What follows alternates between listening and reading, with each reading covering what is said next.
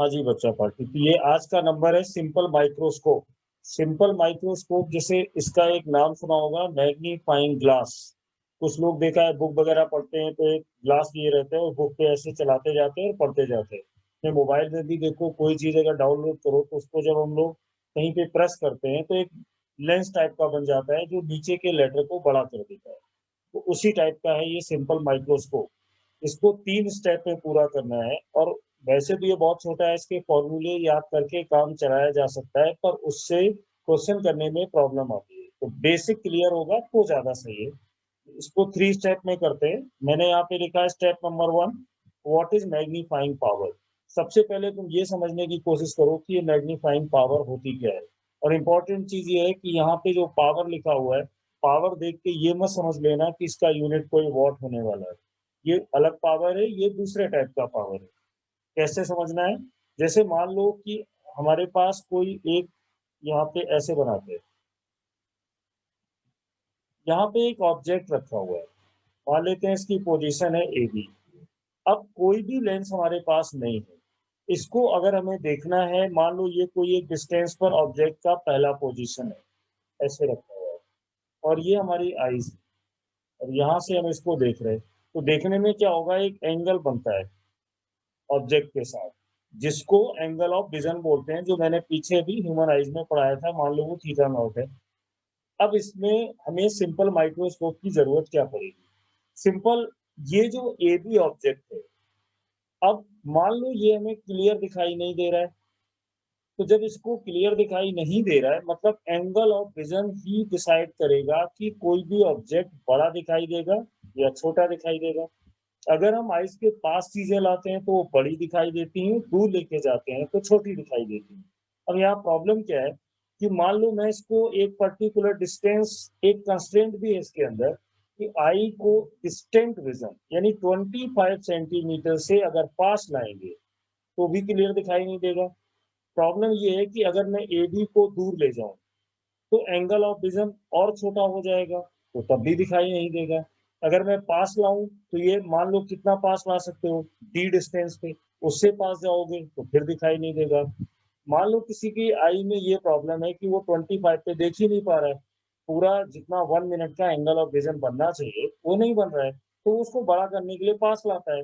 जब पास लाता है तो 25 पर तो वो पहले ही आ चुका है, पास आ नहीं सकता, तो उस ऑब्जेक्ट को बड़ा वो कर ही नहीं सकता। लेकिन अगर वो इसको दूर ले जाए तो एंगल ऑफ विजन का जो वैल्यू है, अगर ए बी की पोजीशन मान लो थोड़ी आगे बढ़ा दी जाए, यानी लेफ्ट हैंड साइड में, तो एंगल ऑफ विजन और छोटा हो जाएगा। तो उसको देखने में परेशानी तो यहीं पे आ रही थी। जब हमने इसको लेफ्ट हैंड साइड में डिस्प्लेस किया तो वो और छोटा हो गया, एंगल का वैल्यू कम हो जाएगा। तो बड़ी मुसीबत है, इसको कैसे देखें? तो यहाँ पर एक चीज यूज की जाती है, जैसे हमें अपने कन्वर्जिंग लेंस का एक प्रॉपर्टी पता है। ये हमारा कन्वर्जिंग लेंस यानी कॉन्वेक्स लेंस, अगर मैं यहाँ पे रख दूं, और कॉन्वेक्स लेंस की प्रॉपर्टी पीछे जो उसकी पड़ी थी, ये इसका फोकस है और यहाँ पर इसका ये पोल है। अगर एक ऑब्जेक्ट को फोकस और पोल के बीच में रख दिया जाए, तो जैसे इसको फोकस और पोल के बीच में रखोगे, यहाँ से एक रे ऐसे आएगी और दूसरी रे को ऐसे डाल दो ऑप्टिकल सेंटर पे, तो ये यहाँ से ऐसे जाएगी और ये कन्वर्ज हो जाएगी, ऐसे आ गई। लेकिन अब आइस का पोजीशन यहाँ पे बना लो, मान लो ये तुम्हारा ऑब्जर्वर है जहां पर ये आई, तो अब ये रे इसको कहाँ से आती दिखाई देगी? ये पीछे से आ रही है। देखना इससे बेनिफिट क्या होगा, ये पीछे से आ रही है और ये जो ऑप्टिकल सेंटर पे गई ये भी पीछे से है। यहाँ पर ये कहीं आपस में मिल गए, और ये देख लो, एक मान लेते हैं कि ये ए बी था, ये हमारा सी बी है, तो ये देखो एक इमेज बन गई। अब इसमें एक चीज और है, ये जो इमेज पीछे बनी, पहली चीज इसमें स्पेशल क्या हुई कि एक्चुअल में जो ऑब्जेक्ट है वो ए बी पर ही रखा हुआ है। लेकिन अगर मैं इससे पूछूं जिसने इसको देखा कि बताओ भाई ये ऑब्जेक्ट कहाँ रखा है, तो उसको ए बी पर दिखाई नहीं देगा। वो कहाँ दिखाई दे रहा है? सीडी पर दिखाई दे रहा है। तो बीच में जब एक लेंस को यूज किया तो अपने आप ऑब्जेक्ट का पोजीशन वर्चुअली खिसक गया। रियल में तो ये ए बी पर ही है, लेकिन दिखाई कहाँ दे रहा है? सीडी पर। और ये लेंस की प्रॉपर्टी हमने पढ़ी है। तो यहाँ पर जो ये इमेज बन के आ रही है सीडी वाली, इसकी क्वालिटी क्या है? नंबर वन, ये इमेज इरेक्ट है क्योंकि ऑब्जेक्ट और इमेज दोनों एक ही तरफ है। दूसरी चीज मैं ये देख रहा हूँ कि ये जो इमेज बन रही है वो लार्ज भी है, यानी उससे साइज में बड़ी है। और नंबर थर्ड, ये वर्चुअल। ये कन्वर्जिंग लेंस की प्रॉपर्टी है, कोई अलग से नहीं पढ़ाया गया। कॉन्वेक्स लेंस में अगर ऑब्जेक्ट को फोकस और पोल के बीच में रख दिया जाए तो इमेज कैसे बनती है? इरेक्ट होती है, लार्ज होती है और वर्चुअल होती है।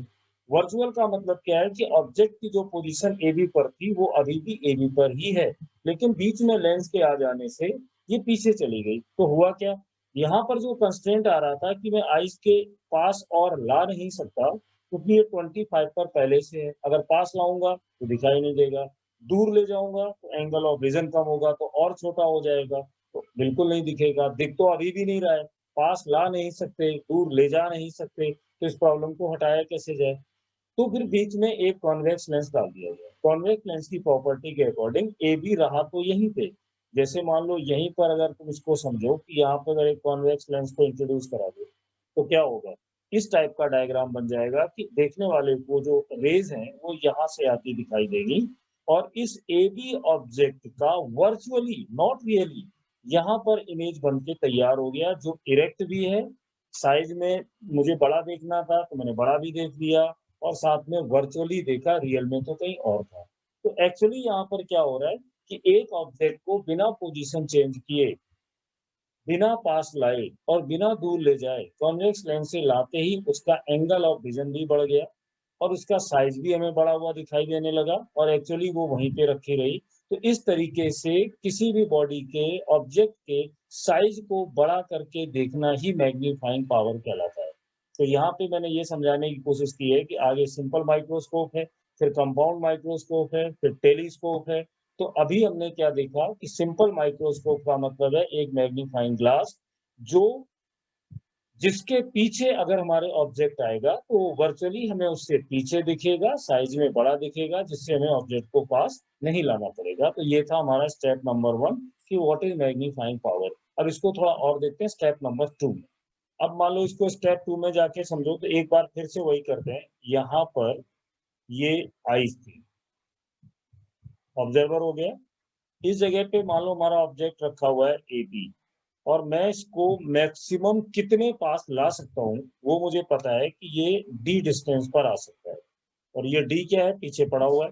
तो इस ऑब्जेक्ट की हाइट के साथ नेक्ड आई से बिना किसी इंस्ट्रूमेंट के, बिना किसी लेंस के जो एंगल बना वो मैंने लिख दिया थीटा नॉट। अब ये इस पर ही ला सकते हैं। अब यहाँ पे सिचुएशन मैं बता चुका हूँ कि इससे पास तुम ला नहीं सकते, इससे दूर तुम जाओगे नहीं, दूर जाते ही एंगल ऑफ विजन छोटा हो जाएगा।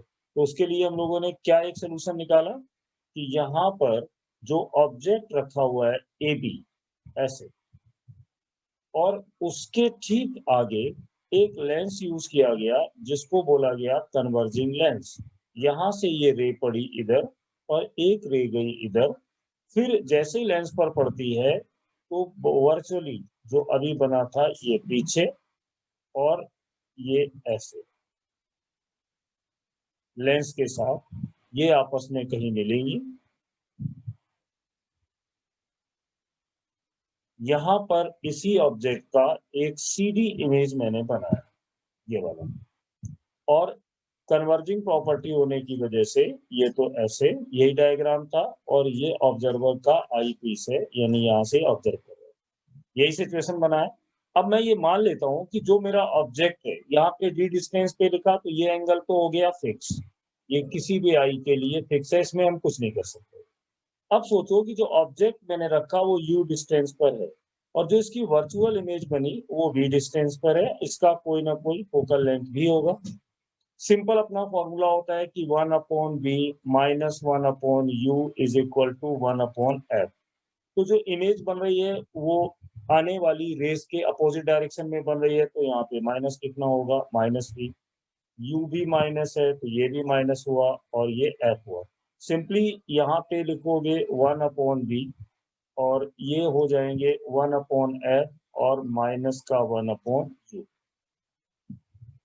दोनों क्योंकि पीछे बन रहे हैं तो यह माइनस साइन यहाँ भी है, इस माइनस को अगर हम हटा देंगे तो ये आ जाएगा 1/u माइनस 1/f। अब देखो ये एक फॉर्मूला बना, इसमें साइन कन्वेक्शन में दिक्कत नहीं है क्योंकि आने वाली रेस के पीछे इमेज बना है, इसलिए इसको माइनस लिया, दोनों को जब माइनस किया तो -1/v, ये प्लस का बना, उधर जाने पे माइनस हुआ, ये एक फॉर्मूला बनके तुम्हारे सामने आ गया। अब इसमें एक चीज और याद रखना, वैसे भी ये फॉर्मूला लॉजिकली भी सोच सकते हो कि जो इमेज बनेगी वो नेगेटिव आंसर आएगा, इसमें सॉल्व करने के बाद जो v का वैल्यू आएगा वो नेगेटिव वैल्यू आएगी। नेगेटिव वैल्यू क्यों आएगी? क्योंकि ये इमेज पीछे की तरफ वर्चुअली बनती है, वो तुम लोगों को पता है, ऑप्टिक्स में तुमने पढ़ा हुआ है। लेकिन अपना जो मेन गोल था वो था मैग्नीफाइंग पावर को डिसाइड करना। ये मैग्नीफाइंग पावर क्या है? एक्चुअली ऑब्जेक्ट के साइज को बड़ा करके देखना ही मैग्नीफाइंग पावर होता है। तो मैग्नीफाइंग पावर को अगर मैं शॉर्टकट में यहीं पर डिसाइड करूं तो ये एक रेशियो है angle made by observer with the lens और angle made by observer without lens. ये थीटा एंगल कब बना था? जब हमने लेंस यूज किया था। थीटा नॉट कब बना? ये सामने लिखा हुआ है, जो नेक और प्लेन आई से देख रहे थे। अब मान लो इसी का हमें फॉर्मूला बनाना है, इसी को हम लोग ड्राइव करना चाह रहे हैं, तो कैसे करेंगे? एक मिनट रुकना, यहीं पे थोड़ी जगह बना लेते हैं। हाँ, अब देखो इसको यहाँ से समझ में आएगा, जगह कम थी। ये जो पहला वाला डायग्राम है ये अपना आइडियल डायग्राम है, बिना किसी लेंस के मैक्सिमम कितना पास ला सकते हो, तो वो पहले से क्लियर है, डी। अब दूसरी सिचुएशन, जब मैंने इसमें लेंस यूज किया तो मान लेते हैं कि मेरा जो ऑब्जेक्ट है वो यू डिस्टेंस पर था, लेकिन जब लेंस यूज करने के बाद इसी ऑब्जेक्ट का, ये जो ए बी ऑब्जेक्ट है, इसका वर्चुअल इमेज सी डी पे जाके बना, और वो कितनी डिस्टेंस पर बना? बी। अब ये जो एंगल यहाँ से बन रहा है, यानी फाइनल इमेज के साथ मैंने मान लिया उसको थीटा है। मैग्नीफाइंग पावर का मतलब होता है कितना ऑब्जेक्ट का साइज तुम बढ़ा सकते हो, यानी एंगल ऑफ विजन कितना बढ़ा सकते हो। तो मैग्नीफाइंग पावर का मतलब है theta upon theta naught. Theta का मतलब है विथ लेंस, लेंस की हेल्प से कितना एंगल बना। थीटा नॉट है विदाउट लेंस, यानी नेक्ड आई के साथ। अब अगर मैं थीटा को निकालने की कोशिश करूं, मान लो मुझे टेन थीटा सॉल्व करना है, तो टेन थीटा में मैंने ये माना है कि जो वर्चुअल इमेज बनी उसकी हाइट है h, यहाँ पर कितनी डिस्टेंस होगी v, ये लिख सकता हूँ। दूसरा, यहीं पर देखो जो टेन थीटा की वैल्यू और कैसे लिखी जा सकती है, यानी एक्चुअल हाइट को अगर मैं स्मॉल h मान लूं, ये, तो अब ये बेस कितना बन जाएगा? u। तो इस पूरे डिस्कशन में ये तो पता ही है कि मैथमेटिकल फॉर्मूला पैरेक्सियल रेस के लिए होते हैं, तो ये एंगल तो छोटे हैं ही, लेकिन साथ में हम टेन थीटा को थीटा लिख सकते हैं और टेन थीटा नॉट इसको सिर्फ थीटा नॉट लिख सकते हैं, क्योंकि पैरेक्सियल में ये ऑप्टिक्स में खूब अच्छे से किया हुआ है। दूसरा, इन दोनों की वैल्यू से साफ पता चल रहा है कि आपकी मर्जी, आप एच वाई वी लिखो या एच वाई यू लिखो, कोई फर्क नहीं पड़ता। क्यों? एंगल निकालने का तो मेथड पता ही है ना, कि ये थीटा यहाँ से निकालूं, यहाँ से निकालूं, या मैं थीटा यहाँ से निकालूं, बात तो एक ही है। अच्छा, अब आ जाइए, तो मैग्नीफाइंग पावर में मुझे पहले वैल्यू लिखनी होगी थीटा की, तो थीटा की वैल्यू एच बाई भी लिख सकता हूँ as per the demand of the question, और एच वाई यू भी लिख सकता हूँ।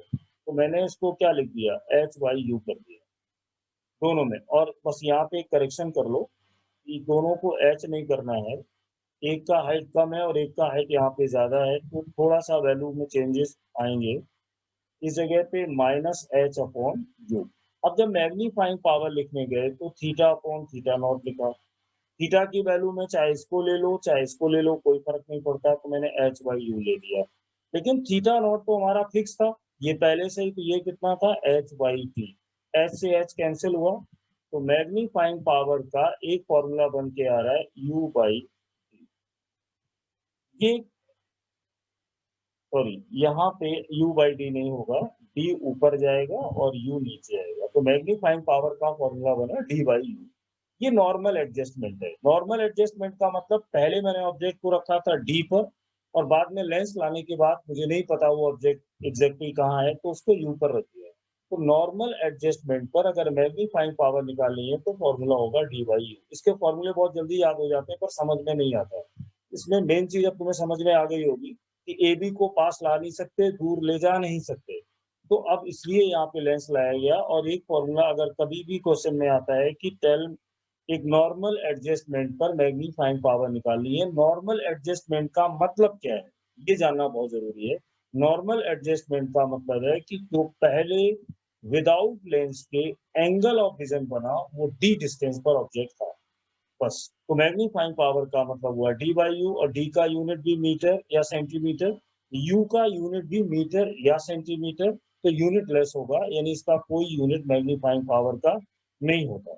अब इसमें कुछ क्वेश्चंस आते हैं कि मैं इस मैग्नीफाइंग पावर को कब मिनिमम किया जा सकता है और कब मैक्सिमम किया जा सकता है। तो अगले वाले सेट में जैसे मान लो मैं ये जानना चाह रहा हूँ कि इसका मिनिमम मैग्नीफाइंग पावर कितना होगा। मान लो हम लोगों को निकालना है इसका मैग्नीफाइंग पावर और मिनिमम। तो मिनिमम मैग्नीफाइंग पावर के लिए पहले यहाँ पे थोड़ा सा हमें सोचना होगा। जैसे मान लो कि ये ऑब्जेक्ट, ये हमारा लेंस था।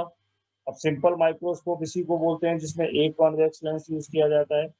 यहाँ पर इस जगह पर फोकस है और यहाँ पर पोल है, ये ऑब्जेक्ट है।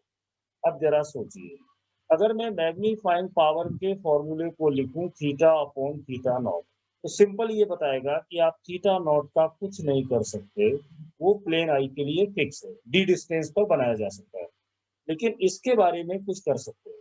अगर मुझे इस मैग्नीफाइंग पावर की वैल्यू को मिनिमम करना है, यानी डिक्रीज करना है, तो इस थीटा की वैल्यू को कम करना होगा, क्योंकि थीटा नॉट तो फिक्स है। अब सोचो, ये जो एंगल थीटा है ये कम कैसे हो सकता है। तो कम होने के लिए अगर मैं ए बी ऑब्जेक्ट को लेफ्ट हैंड साइड में खिसकाऊं, लेफ्ट में लेकर जाऊं, तो जैसे जैसे ये ऑब्जेक्ट हमारा दूर ऐसे भागेगा, जो एंगल ऑफ विजन बनेगा उसकी वैल्यू छोटी हो जाएगी। तो इसका मतलब क्या है कि मैं ऑब्जेक्ट को पीछे खिसकाता जाऊं, मैग्नी पावर कम होता चला जाएगा? ऐसा नहीं है। मान लो खिसकाते खिसकाते तुम कहां पर ले आए, फोकस पर ले आए। फोकस पर ले आए तब तो ठीक है। अगर ऑब्जेक्ट को फोकस से और आगे ले गए तो इमेज कहाँ बन जाएगी, जाके पीछे। इन्वर्टेड भी बनेगी, साइज में बड़ी भी बनेगी। तो अब इससे क्या होगा कि जैसे ही तुम्हारा ऑब्जेक्ट फोकस से बाहर निकलेगा, इमेज बन जाएगी पीछे, और उसका कोई यहाँ पे लॉजिक नहीं है, मुझे तो आगे ही बनानी है। तो इसके लिए मैं, देखो पहली चीज तो ये, अगर मैग्नीफाइंग पावर को कम करना है तो इस थीटा को कम करना है। तो थीटा को कम करने के लिए अगर मैं ए बी को आई के पास लेके जाऊंगा तो थीटा बढ़ेगा, अगर उससे दूर लेके जाऊंगा लेंस से, तो एंगल ऑफ विजन की वैल्यू कम होगी जो मुझे करनी है। फिर इसमें एक कंस्ट्रेंट है कि फोकस से और आगे मैं जा नहीं सकता। अगर और आगे गया तो इमेज चली गई पीछे, जो लेंस की प्रॉपर्टी में पड़ा है। तो मैक्सिमम मैं कहाँ तक इसको ला सकता हूँ, फोकस तक ला सकता हूँ। तो इसका मतलब क्या हुआ, इसका मीनिंग ये हुआ कि अब जो तुम्हारा ऑब्जेक्ट है वो कहाँ आ गया, ए बी। इसको मैंने यू वाली डिस्टेंस कितनी ली, एफ पर ली। तो जो ये कॉन्वेक्स लेंस है, जैसे ही इसको एफ पर रखोगे, इसमें क्या होगा, यहाँ से एक फोकस से ये रे डाल दो और दूसरी रे यहाँ पर डाल दो। जब कोई ऑब्जेक्ट फोकस पर रखा जाता है तो उसकी इमेज कहाँ बनती है, इन्फिनिटी पर। यानी जो, अगर इसको रे डायग्राम से देखो तो यहाँ से जो आई होगी उसको ये दिखाई देगा, और ये पीछे की तरफ, और यहाँ से ये रे गई और ये रे, और ये तुम्हारा आईज बन गया। अब ये कहाँ पे इमेज बनेगी, इनफाइनाइट पे जाके। और ह्यूमन आई में मैंने पढ़ा है कि जब इस तरह से इमेज इनफाइनाइट पे बनती है तो आईज को बहुत ज्यादा रिलैक्स फील होता है, यानी स्ट्रेन नहीं आता है। तो एक तरीके से कह सकते हो कि मिनिमम मैग्नीफाइंग पावर के केस में स्ट्रेन, जो आईज पर स्ट्रेन पड़ता था, इतना सब लिखने की जरूरत नहीं है, ह्यूमन आईज में मैं पहले भी बता चुका हूँ। ये सिंपल माइक्रोस्कोप की रिलैक्स स्टेज होगी, क्योंकि इमेज कहाँ बन रही है, इन्फिनिटी पे। तो अब मिनिमम, क्या मिनिमम, मैग्नीफाइंग पावर फॉर्मूला अभी थोड़ी देर पहले मैंने बताया था, डी बाई यू, जो नॉर्मल एडजस्टमेंट पर आया था। अब यहाँ पर ऑब्जेक्ट कहाँ पर पहुंचा, एफ पर, तो फॉर्मूला क्या यूज करोगे, डी बाई एफ। तो मैग्नीफाइंग पावर अगर इसमें क्वेश्चन पूछा जाता है कि मिनिमम मैग्नीफाइंग पावर हो, तो फॉर्मूला लिखते हैं डी बाई एफ, यहाँ रटना नहीं पड़ेगा। डी बाई यू क्या है, नॉर्मल एडजस्टमेंट। मैग्नीफाइंग पावर कम करनी है, तुरंत सोच लेना, मैग्नीफाइंग पावर कम करनी है तो यार थीटा बढ़ाना है, थीटा बढ़ाना है, सॉरी थीटा को कम करना है, थीटा नॉट फिक्स है। थीटा अगर बढ़ाने का एक ही रास्ता है कि मैं इसको लेफ्ट में खिसकाऊं। लेफ्ट में खिसकाने के बारे में सोचोगे तो एक दिमाग में रखना, फोकस से आगे नहीं जा सकते, नहीं तो इमेज पीछे चली जाएगी। तो मैक्सिमम से मैक्सिमम मैं एंगल कितना, जब से बड़ा कितना एंगल बना सकता हूँ, अगर मैं एंगल को सबसे छोटा बनाना चाहता हूँ तो कितना बना सकता हूँ? वो बना सकते हो जब फोकस पर आओगे, यानी यू की वैल्यू रिप्लेस हो जाएगी फोकस से, तो मिनिमम मैग्नीफाइंग पावर का फॉर्मूला हो गया d/f। अब जरा इसका उल्टा सोचो, अगर कोई क्वेश्चन है जिसमें बोला जाता है कि मैग्नीफाइंग पावर मैक्सिमम होना चाहिए, तो मैक्सिमम के लिए और आगे चलते हैं। अब ये इसका एक लास्ट केस है, मैग्नीफाइंग पावर मैक्सिमम, टाइम बचे तो मैंने डायग्राम सेट कर दिया, वही पुरानी बात। अगर मुझे इस मैग्नीफाइंग पावर को मैक्सिमम करना है, थीटा नॉट का मैं कुछ भी नहीं कर सकता, तो थीटा की वैल्यू को मुझे इंक्रीज करना होगा। थीटा इंक्रीज कब होगा? जब ऑब्जेक्ट को आई के पास लाओगे। लेकिन यहाँ पे एक प्रॉब्लम है कि मान लो किसी ने ये रट लिया कि जब ए बी आई के पास आता है तो चीजें बड़ी दिखाई देती हैं, बात सच है, आपके पास लाते हैं तो बड़ा दिखाई देता है, ये बिल्कुल सही है। तो हम एक काम करते हैं, जो ए बी हमारा यू डिस्टेंस पर रखा हुआ था उसको आई के पास ले जाते हैं, और पास ले जाते मान लो तुम इसको पोल तक ले गए, तो मैथमेटिकली तो सही लग रहा है। पोल पे ले जाओगे तो सोचो इमेज कहाँ बनेगी? कन्वेक्स लेंस की प्रॉपर्टी या लेंस की प्रॉपर्टी जो पड़ी है, अगर ऑब्जेक्ट को पोल पे रख दोगे तो इमेज भी तो पोल पे बनेगी। अब जब पोल पे बनेगी तो बिल्कुल प्रॉब्लम क्या थी कि एंगल ऑफ विजन को बढ़ाना था, पोल पे बना दिया तो और इतनी छोटी हो गई कि जो दिख रहा था वो भी दिखना बंद हो गया। मतलब यहाँ भी एक कंस्ट्रेंट है।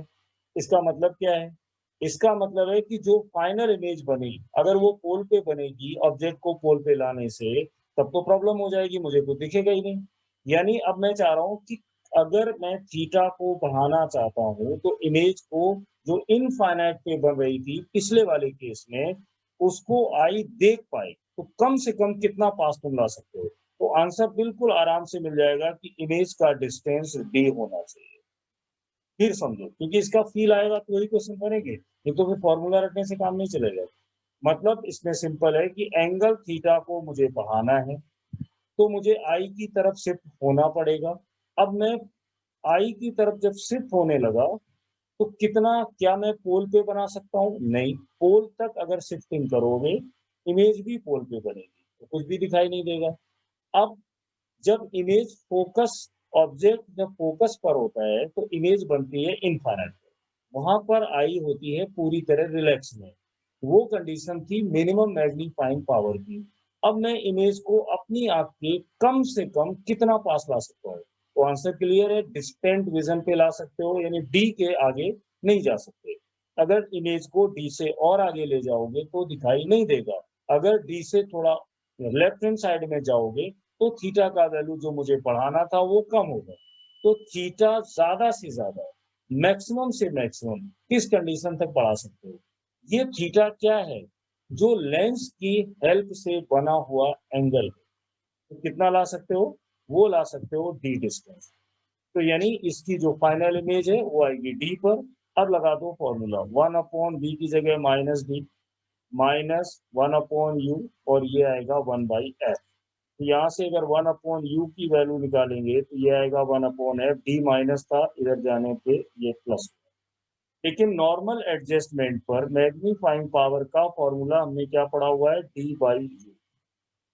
यहाँ लिखो d, और 1/u का ये वैल्यू है तो इसको लिखोगे 1/f प्लस 1/d।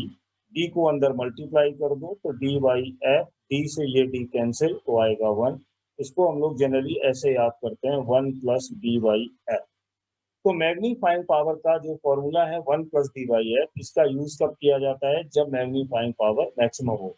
पिछले वाले केस में भी देख लेना, उसमें भी जो थीटा की बात की गई है, वो थीटा जो एंगल बनता है वो लेंस की हेल्प से बनने वाली इमेज के साथ बनता है, ये ध्यान रखना। और जो थीटा नॉट एंगल बनता है वो ऑब्जेक्ट की रियल पोजीशन के साथ बनता है। तो उसका तुम कुछ कर नहीं पाओगे, जो भी करोगे थीटा का। तो ये केसेस के साथ याद रखना कि मिनिमम का नंबर आए तो हम ऑब्जेक्ट को खिसका के ले जाएंगे फोकस तक, जिससे इमेज बनेगी इंफिनिटी पर। और जब मैक्सिमम की बात आएगी तो इमेज को आई के कम से कम कितना पास ला सकते हो थीटा बढ़ाने के लिए, तो वो है डी डिस्टेंस। और यहाँ पे फॉर्मूला डाल देंगे। अब इसके क्वेश्चन सिंपल माइक्रोस्कोप के ट्राई करना, जो सीट में जहां भी दिए है, बड़े आराम से तुमसे बन जाएंगे, क्योंकि मेन चीज है फॉर्मूला बताना। डायरेक्ट फॉर्मूले डालते जाओ, क्वेश्चन बनते जाएंगे। इसके बाद अगले वाले सेक्शन में सिंपल माइक्रोस्कोप के 1-2 क्वेश्चन दूंगा और साथ में कंपाउंड माइक्रोस्कोप हम लोग करेंगे।